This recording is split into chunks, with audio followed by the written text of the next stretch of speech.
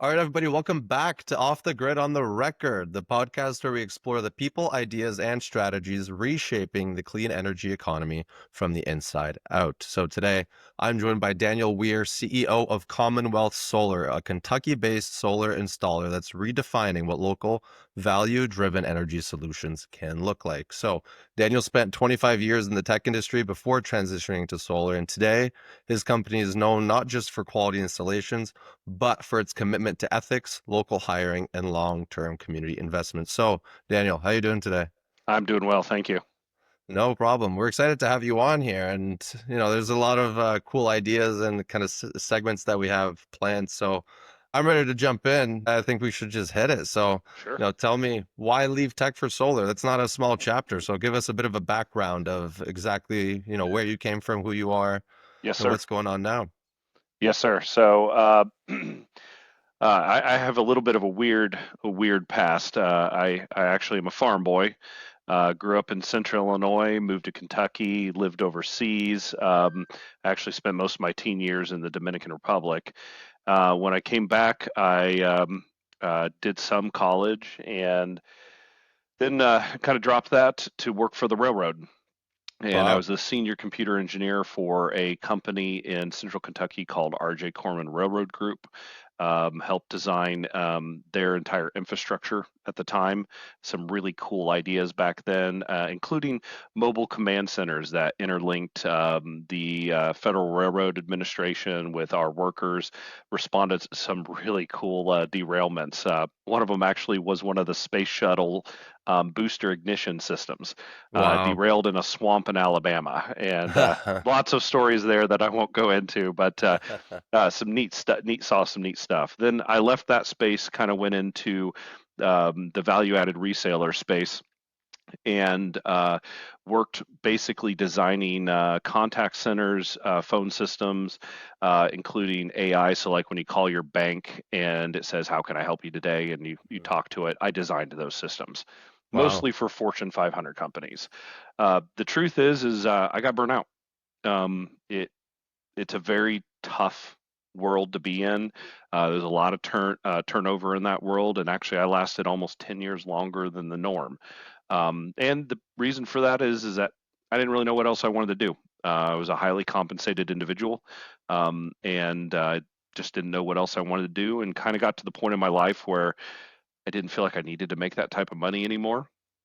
And I had a friend, and I know I'll probably bleed into another question for you here, but I had a friend that I met playing paintball. We were both part of the members of one of the largest paintball teams in the world, actually the largest paintball team in the world, and got to know each other playing a large D-Day scenario game in the middle of Oklahoma. Mhm. And we always wanted to work together. His name was Drew, and he is a former Marine, and then went into the Coast Guard, and then spent his career. He is an actual papered engineer in RF, and he designed like in Atlanta the two big towers on top of the big building, big blue building there.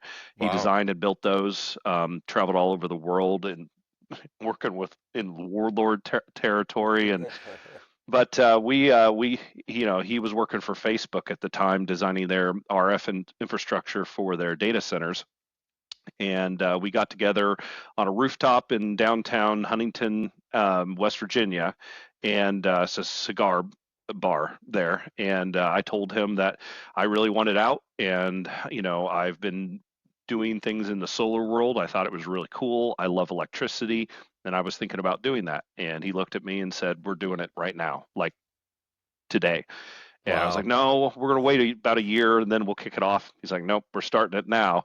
Sure enough, the next day we filed for our incorporation, and we started. I think 2 weeks later, we hired our first employee, and since then we've grown from that to 21 employees. And instead of doing looking for work, we're now doing everything from one to we've got a 20 megawatt project next year. Wow. So company's moving very fast, but that's kind of the fast background. That's fantastic. No, that's great. I think that's the perfect amount to share for now before we start stepping on what I want to get into. But Yes, sir. I mean, before you guys started Commonwealth Solar, I mean, you're saying that you guys really wanted to get into it, but was there a specific gap that you saw in the market? Was there something that you wanted to do differently?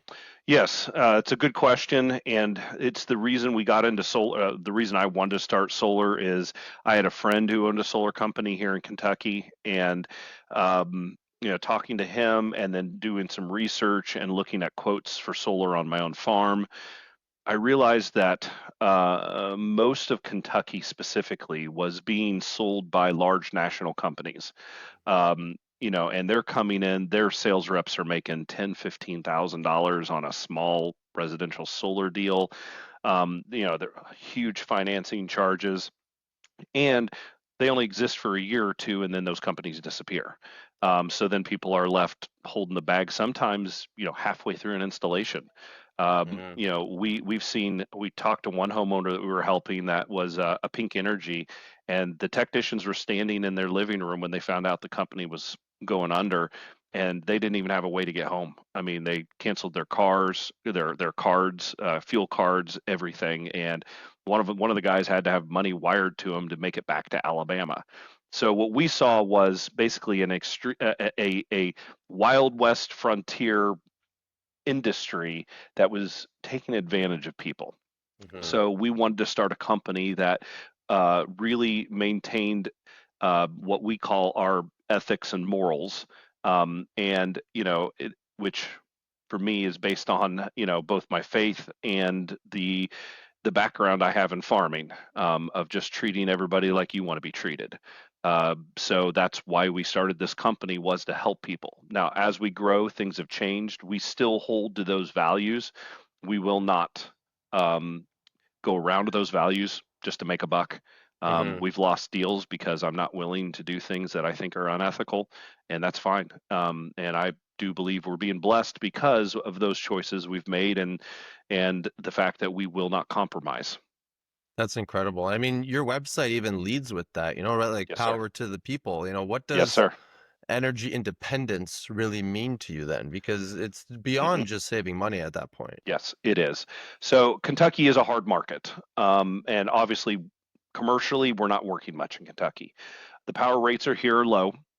So it is a hard market, and that's part of the reason we didn't want to do all the normal financing stuff, because it just doesn't make sense to most Hmm. people.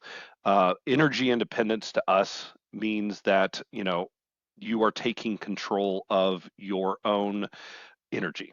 I mean, that's just like it sounds, and that could be whether that's by one of the things that we highly think is a great is a lot of people getting ready to retire. Hmm. Right before you move into a fixed income, and I did this for my parents. You have some extra money, you have money coming in, you might have enough to take advantage of tax incentives while they last. And those, at that point, you install solar so that you don't have to have those power bills during your retirement age. So that Hmm. fixed income can be stretched further. That's one example of energy independence. Another one is like me, myself. You know, I I actually ran my house for almost 2 years without even being connected to the grid because it wasn't done to the point where I could get a permit. So that, I'm sorry, get inspection and interconnection. So that to me is energy independence. I don't have to be connected to the grid. Now, That's to be clear, huge. we still recommend staying connected to the grid, because if you have a long week of no sun and it's snowing and the batteries run out, it's good to have that as a backup. And here in Yes. Kentucky, it's only $16 a month to stay connected for most Hmm. places. So, that's kind of goes with that independence of not having to worry about it. But we've done everything from, small grid tied systems to large battery systems that are totally off grid. We did one lady down in Florida. We actually didn't install it because we weren't allowed to install in Florida, but we did her house here in Kentucky and then helped her with the one in Florida.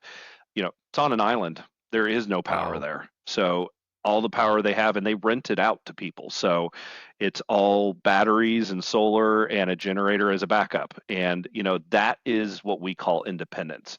Now, and that could be anywhere in between, just taking control of your bills all the way to total reliance on your own capabilities.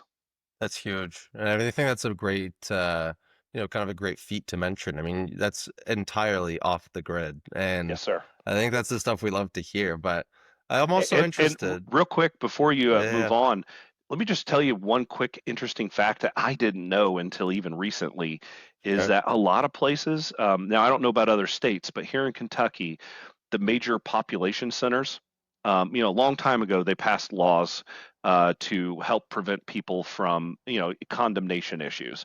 So Hmm. they passed laws that say you cannot disconnect from water, sewer, power. You have to have it. Otherwise, your Wow. house is condemned and they'll make you move out. So, in a lot of the populated areas of Kentucky, Louisville, Lexington, Richmond, Frankfort, places like that, there are ordinances on the book that will not allow people to go off grid if they want to. Um, Wow. it's kind of just one of those interesting consequences that happened, because we didn't know about this technology, but that does people prevent people from doing exactly what they want to do with their property, including total independence.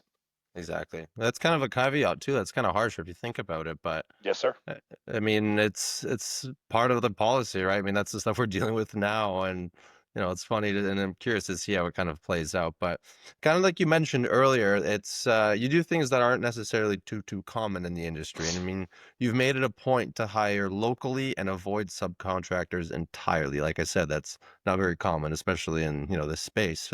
Why was that important to you? Well, part of going back to why we founded this company, we want to help people. Hmm. And so many solar companies say that. We actually do it and we put it into practice. And I'll answer your question, but just as an example, we had an employee just recently who wanted to be a firefighter, and he's a really good worker. I hate to lose him, but we have people we know. Some of the owners of this company have connections. We started calling around and helping him find a position in a fire department so he can pursue the dream that he really wants. And we Wow. didn't have to do that. In fact, if we didn't, he may not have been able to leave. But we truly want to help people. So, in Hmm. that vein of idea, we want to hire locally. We want to hire people. Now, we do have people from Kentucky. We have people from West Virginia that are local to where one of my partner is, and we were actually doing an install on a high school in Ohio, and some of the students were helping us as part of their trade school. And one of the young ladies said, "I want to work for you," and she is now an employee of ours when she graduated. I mean, so Wow. we developed a relationship there, hired that, and we believe in really training people internally. So first of all, it helps us do things right because we get to control the path that they go down and how we want it installed. And we installed to the same standards that we have of treating people too. Hmm. And then on top of that, it allows us to promote within. We are one of I believe I'm correct of saying we are only one of two companies in Kentucky that have a Department of Labor approved apprenticeship program. We have one Wow. for solar now, and we're working on getting another one in the electrician path. But that allows us to invest in our people. We actually have never had anybody quit. It's I mean, Wow. I think that's fair to say. I've had a couple people that started and realized it wasn't for them. They weren't with us for more than like a week. So, yeah, our long-term employees, they're very, very happy because we invest in them. And so far it's working out well. We've promoted multiple internal crews to crew leads. We're working on. We have two people that are going through an electrician program that we pay for, and some of them may not stay with us for their career, and that's okay. Got one guy who wants to be a master electrician in Texas. Like, hey, we'll help you get there and then you can go to Texas, or he'll decide to stay with us. You never know. But we want our employees to be happy, and subcontractors, it's hard to control. It's true. And are they going to build things to the standards that we want? And we do eventually do some large utility scale stuff, yeah, we're going to have to have some exterior help for that. I don't have any linemen in our company to do, Hmm. the primary sides, transformers and stuff like that, and that's very specific work. Hmm. But the majority so far, we've been able to get by. without subcontracting, and we intend to continue that as much as possible. That's fantastic. I love that. And you don't see that very often too, especially just helping people in a way where, especially employees, helping them in a way where you know that they might not necessarily stay with you, but still investing in them and, really actually being kind of leading by example. Like that's Yes, sir. huge. Agree. And it's massive. I mean, you need a little bit more of it because a lot of companies, naturally become a little selfish with the people that they invest in and it becomes such a big deal when some of these people walk away. But, it's really, I don't want to say closing a blind eye, but being aware that, there's more opportunity and, staying open and keeping options open, especially as an individual. They're people too, right? They want to go along with their own journeys as well. So I love that. And I you think it's said a huge something thing. important there. There is a component of this of how it helps our company and how it helps us grow. But I do want to say that that's not the primary focus. And companies who operate like we do will understand. The primary focus is that these are people we care about. Um, you know, my partner and I will do almost anything to help our employees, even on the side. It's not just a business decision. But I feel that businesses who make the decision to put their employees first and their customers first, their partners first, and that just opens up other opportunities because it gets around that you are that type of company. And so it's kind of like help people first and then the company will follow. And Hmm. we've seen that, and I think that's the right way to do business. I mean, look at some of the biggest companies in America. They were focused on that at first. Now, some of them have changed, sadly, but a lot of the really good companies, they focus on their employees first and their customers and their partners, and then the business follows that. Exactly. It's kind of like a help me help you situation. That's Yes. incredible. That's But it's huge. one of I guess, to boil it down to the most core component, it's not that we help people because it will help our business. We help people because we care, and Hmm. then the business follows. Hmm. And that's an important distinction, because if you do it with the mindset, I help this person because they're going to help me, that's not the same mindset. It's got to Exactly. be the purity of, we want to help people, and then the business will follow. Exactly. It also may not, and then at least you did the right thing. Well, that's almost the better peace of mind. Yes, yes. At least you can sleep that you did the right thing. Exactly. But you mentioned a little bit about like actual business clients and how you might be going, utility scale next time or next year, sorry. So I kind of want to talk about that too, because you worked with factories, server centers, facilities with, HVAC loads. What are the hidden or the soft savings most people don't really, factor in when considering solar? Yeah, absolutely. So, let me give you an example. I was just talking to a company yesterday, a hardwood factory, and they were talking to me about whether or not they should display their solar statistics on their public website. And I don't really like to get political, so I'm going to try. This is going to be as close as I'll probably cut it to the line. But what I have seen, in my experience, and being in Kentucky, we have both sides of the party from the extremes, and I Hmm. work with all of them. I believe that we all should get along, and political conflict is just a waste of time. That being said, solar has been politicized. Yeah. So when you're looking at, but it doesn't make sense that it's been politicized, because there is the absolute environmental benefits. There are, the reduction of carbon gases, the all the green components of it. But there's also that independent side that I was talking to you about earlier, and those are very much split along political sides. So Hmm. the right tends to be more the independent side, the left tends to be more of the save the environment side. But what we've seen, and why it's important to businesses, is that if you promote solar and your products are made by solar, it can close more business for you. And what we've seen is there's no negative. So Hmm. if somebody is pro environment, pro green, pro solar, they're going to get excited about the products you offer. So it's a soft cost that is a added sales benefit for a company. Hmm. Now the other side, who might not be super excited about solar or think it's, a left thing, or even though they're wrong, they also don't care that you are using solar to make your product, so it doesn't really detract from your sales. So Hmm. it's a complete pro sales component across the board, and we have a lot of working with a lot of customers who, that's the type they want to show it off. They want to put it out front, at least part of it, just to show that that's what they're doing, and they're investing in both the environment and their business to make it Hmm. green. Um, there's also the innovation side of it. A lot of companies, from my previous career, we found that one of the cheapest, so when the economy is going down, one of the cheapest things you can do is innovate. So Exactly. replace an old phone system with a new one. Redo your telecom so that you're using. I'm sorry to throw out some terms for you, Hmm. but SIP instead of old PSTN or ISDN or T3s or whatever you're using for your telecom.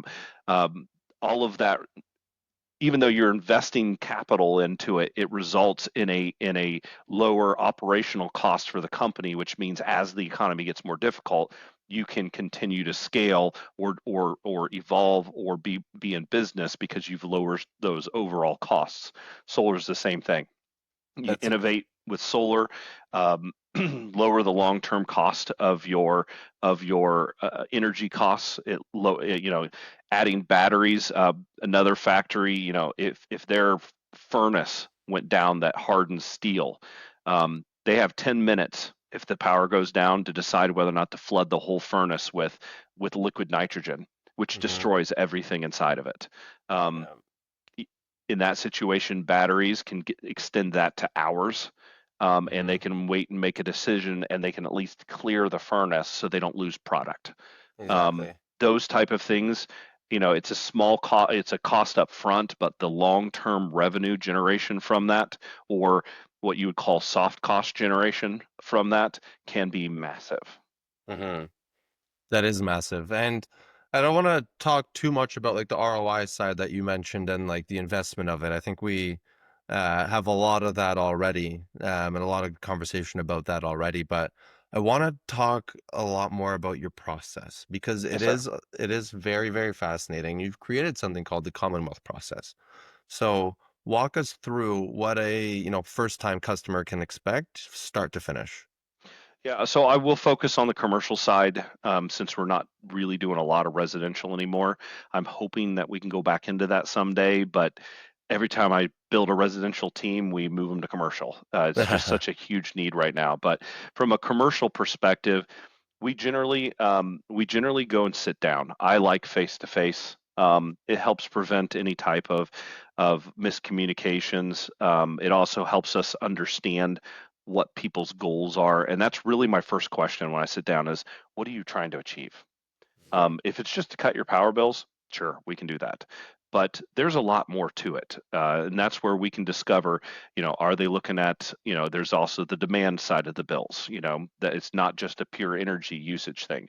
Are they doing it just for another factory I'm working with right now? They're doing it just because their company that they sell their products to exclusively is requiring them to. So, Hmm. it's literally a cost to them just to stay in business. Those are things you want to find out right up front. And Hmm. then from that, you can develop a solution. Okay, well, if you have to do this, how much do you have to build? We don't necessarily need to do the whole thing. Okay, let me Exactly. show you what both looks like. What's it look like to do a larger system that really gives you even more benefit? Hmm. Um, hotels or actually data centers is a great example. What are you trying to achieve? Well, we're really trying to cut down our downtime. We have all these UPSs that we have to replace the batteries every year. Well, okay, now we start looking at battery solutions that can replace the UPSs. But instead of having a 1 year lifespan, they've got a 15 to 20-year lifespan. Hmm. And the solar is integrated into that. So, you may not have to run a generator very often. Been talking with an off-grid Bitcoin miner.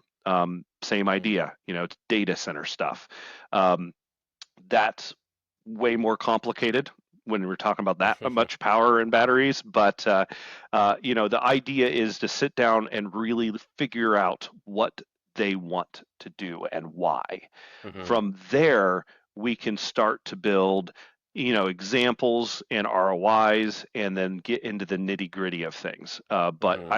The core of our process is one, to let people know who we are and what we do and why we do it, and then two, to find out what their goals are, their long term, and it's not just short term; it's their long term application goals, so that we can line up what we're doing to what they really need. Hmm. So many times companies try to go in and they just use a rubber stamp of, here's what we can do for you. Yeah. No, we want to understand the company, and then from there we can build out customized solutions for them that actually obtain the goals that they actually desire. Exactly. And you're kind of touching on this, but I kind of want to keep going down that road. I want to give you a little push Sure. because, one of your pillars is informed decision making. It's Yes. education based. And, what's your approach to educating clients, but without pressuring them? Yeah, that's a good point. And so one of the things that in that process, um, as the owner of the company here, or one of the owners, one of the primary owners, I'm an ABCEP pro. I've been doing solar. I'm an SME. I completely understand how all this stuff works. So again, we don't have traditional sales. So when I go sit down with a company, one of the first things I do is just talk to them about how everything works. And we're not Hmm. talking about, disconnects and switch gear and all that fun stuff. It's, how does renewable energy work? Because there's a lot of misconceptions. Most people think that when the power goes out, the solar's, there. Hmm. Obviously that's not true for those that of us who work with grid tied systems. Um, and we just kind of roll from there. We help get rid of all the misconceptions about solar, and we do that for two reasons. One, that helps us understand the company and their goals. Because in those misconceptions, we might find out, hey, well, that's something we really actually were wanting. Well, now that changes the design and what we're trying to propose. And two, the last thing I ever want is to install a system for somebody and then them come back a month or 2 years later or whatever and say, hey, we had a power outage and our solar system didn't work. What's going Hmm. on? We don't want those misconceptions to apply to us and make us look bad. We also do a lot of training. So we actually go to local libraries, local schools, and even though we're not necessarily doing residential as much anymore, I still believe in trying to protect my community from those companies who are trying to do them harm. Hmm. And if we can go out and and educate them on what good solar deals look like, we can help prevent them from getting taken advantage of by some of the national companies. Of So course. we invest massively, and then every company we do install, obviously we do extensive training with them on what their system can do, how to handle it, how to maintain it, and then we actually offer to their employees those same educational resources. So if they would like for us to come in and host what is solar for their employees, people who might be interested in doing it for their homes, again, I'm not selling anything to them. I'm just trying to educate them to further this industry and help them with those independence decisions that they may be wanting to make. Hmm. That's huge. And I mean, I think that's a big part of it, right? Like you're not trying to sell that way. And I think that leads into the next area where it's the idea that you don't, market like most solar companies. You lead with, ethics and quality. How do you differentiate in such, I want to say like a crowded, almost like deal driven industry? Yeah, so we do work mostly with what in the solar industry would be called developers. So they are sales entities that we highly vet.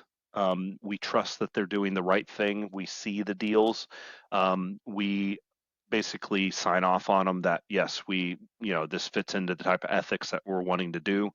And we're picky about it. I get phone calls constantly of people trying to sell us leads, Yeah. obviously, but also, hey, we're looking for an installer in your area, and we'd like to work with you. Well, You're going to have, if you're truly interested, you're going to have to go through a vetting process that's fairly extensive. We also require signatures saying that you will uphold specific ethics and morals that we feel as an installer reflects the work that we do. Hmm. Um, so when it comes to our own deals, um, it's mostly word of mouth, and it's mostly people just finding us on the internet and sending in information. We don't actively go out and campaign. It is a crowded space, and we feel that we can grow just based on the way we handle ourselves as a company. And we do Hmm. have other opportunities. We've got we are also, I have to admit, as a business, we are highly connected. One of my partners is very close friends with a lot of very powerful people, and that has never got us anything like from a sale perspective or anything, but it has given us visibility. And Hmm. what's nice about that is, if we have a deal and people start calling around, they're going to find out, yeah, this company is who they say they are because of a lot of those connections. So I don't want to make it sound like we exploit that at all, because that would go directly against what we say we are. But knowing, in the world, it's not what you know, it's who you know. And Exactly. and every deal, that every install we do just grows that network of people that we know, and our name gets bigger and bigger. That's fantastic. And I mean, with the name getting bigger and bigger and the brand growing and obviously, attempting to scale very soon, what's on the horizon for Commonwealth Solar? Are you guys looking to expand, deepen the presence in Kentucky? Anything specific? Yeah, we are. Like I said, we actually aren't doing a lot of installs here in Kentucky. Most of the work we're doing is Ohio, Indiana, Pennsylvania, Tennessee. Just did one in Texas, a couple other states, smaller ones, but I would love to do more work here. And like I said, you asked earlier about how's that process go. I have Hmm. a local, very, very well-known international manufacturing company that I'm not going to mention the name, but they, we did it was actually one of the last residential installs for us, was a guy who is on their board who's going to be for solar for that factory. So they brought us in, and we're doing it all free. It's consulting. So we'll go sit Hmm. down with them, talk them through what solar look, basically all the educational things I talked about, show them what it looks like, and it will probably go out for RFP. We know that. Hmm. And hopefully we'll have a good chance of winning that because of the amount of work we put into it. But that's kind of goes right into that same thing you're talking about. And we do get some sales of our own, but we're not actively pursuing it. We so in my previous career, just to give you another example, I found that the one of the best ways to handle customers was, you've got one guy, let's just say yourself, who's the sales guy, and you've got another guy like me who's the subject matter expert. When we walk into the room, they assume you're trying to sell them something, and they assume that I'm there to answer questions. And that works extremely well because they can trust what I say. And for good reason. I'm not lying to them. I never will. And I'm not gonna cover the facts. I will lay it out the way it is. And so that develops a deep trust between a company and both me, the sales engineer, and you as the salesperson. And as that Hmm. trust grows, that relationship builds, and then it branches out into other relationships with other companies, because companies talk to each other. Hmm. So that's kind of the perspective we have even now. Is I have developers who are that salesperson, and I'm the subject matter expert. They bring me in early, we talk about it, I help design the solution, and we all feel comfortable, and the customer feels comfortable that we're doing the right thing for them. So we're applying that same idea even now, even if I don't have my own salespeople. Hmm. That's huge. And then based off of that idea though, what does success look like for you, 5, 10 years from now? Not just as a business, I mean, but also as, a force in the energy space. Is that idea being maintained and pushed, or is there any other things that you're, keeping a close eye on? Yeah, I mean, that idea definitely is being maintained, and still, I mean, we want to retain that forever. I mean, our core ethics and morality is what we are as a company. And if we ever set that aside, then, God help us. But, as far as long term, to be honest with you, our company has grown so much faster than we ever anticipated. Um, we are having to pivot right now. We are working through it. We're probably going to be working with some exterior consultants as well. But we have to change how we do things. We have to grow. And today I go out in the field and I work. I was just on one site where I was hooking up a 1200 amp panel and a disconnect and running, six parallel 350 wires. I mean, it was, and I love it. That's really what I like to do, but you can't grow as a company that way. So we are going to have to start, instead of having three crews, that we're going to have a fourth crew that just does electrical. We're looking to hire another electrician, so that it's not just me or our master electrician out there doing that work. We can send a small crew to do the main AC work. Hmm. And we are looking at needing to invest in a lot of equipment. We need more pile drivers. We need more. We need more trucks and trailers. And I mean, so as a company, we have to look at where we're going and grow it, and that is actually very difficult to do. Especially, we're a cash only company. We don't have any debt. We don't want any debt. Hmm. And eventually we may have to. Those are hard decisions you have to make as a company as you grow. But 5 years from now, to be blatantly honest with you, I have no idea where we're going to be. We are growing so much faster than I ever thought. If I could give you a dream, my dream is 5 years from now, we've got about 100 people working for us. We're doing a mix of CNI and utility scale. Um, we have the opportunities that we think we can get to that point. I think 5 years might be rushing some of that, but we really want to become a known name in the solar industry, not for the fame, but because we do good work and people want to work with us and they trust us.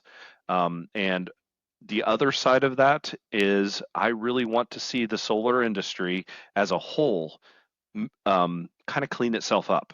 And I think Hmm. companies like mine and other good companies, there's other good companies in Kentucky that have this, close to the same ideals that we do. And those are the ones I'm hoping succeed. And on that light, we are also investing in, we are helping with some litigation in Kentucky. We're helping, with expert witnesses on what good solar looks like and what good deals look like. We're helping with grants to try to fund projects for lower income communities. Hmm. And we are also helping with some processes to try to get an actual Department of Labor solar program. Wow. It doesn't actually exist today, and the unions have kind of been holding that off. And nothing against unions, they have their place, but I think it's important that we have. I mean, with the way this industry is moving, even without the tax credits, if that happens, it's important that we invest in employees and help them move forward. And a part of that is true defined solar apprenticeship programs. Hmm. And so those are the type of things we're really hoping to help. It helps clean up the industry. So 5 years from now, we'll know definitely what's going to happen with the laws and the tax credits and all those things. And part of that, if it does go through, I think will be a massive reality check for the solar industry, the financing industry, the manufacturers, and in the long run, it will only make this industry better for our customers. That's fantastic. And where can people go to find some more information about Commonwealth Solar? Sure. Our website is www.cw, as in Commonwealth Solar LLC.com. We still haven't, you know, decided to get a cooler website than that yet, but they're welcome to go check us out at that site. That's fantastic. So everybody, that's Daniel Wier and Commonwealth Solar, and they're really a reminder that clean energy doesn't have to come from, giant corporations, and can come from your own backyard if it's done the right way. So, like he said, check out their work at cwsolarllc.com. And if you're thinking about solar energy independence or just doing business with more purpose, Daniel's story is definitely one to pay attention to, and definitely the business and the company is something that we should be keeping an eye on. So, thank you everybody for listening to Off the Grid on the Record. Follow us on Spotify, YouTube, or wherever you get your podcasts. And thank you very much, Daniel, for coming on. We really appreciate Thank the you, sir. insight. And hopefully we'll have you back on in a couple of years. See Yes, see what sir. other good things you're I'd love doing. to. Yes, sir. Fantastic. Thank you. Thank you.